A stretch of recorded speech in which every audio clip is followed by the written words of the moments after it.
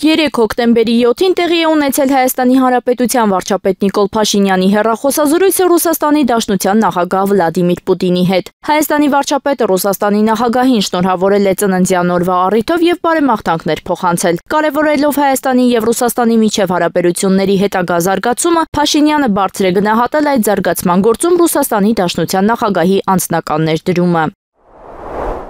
Հոկտեմբերի 7-ին տեղի է ունեցել նաև քաղաքացիական պայմանագիր կուսակցության վարչության նիստը, որը վարել է վարչության նախագահ Հայաստանի Հանրապետության վարչապետ Նիկոլ Փաշինյանը։ Հաստատվել է վաղ շաբաթի թիմ ընտրություններում քաղաքացիական պայմանագիր կուսակցության ընտրական ցուցակը։ Ցուցակը գլխավորում է վաղ շաբաթ համայնքի ղեկավարի ժամանակավոր պաշտոնակատար Արգիշտի Մեխակյանը։ Վարչության նիստի ընթացքում քննարկվել են նաև կուսակցական բնույթի հարցեր։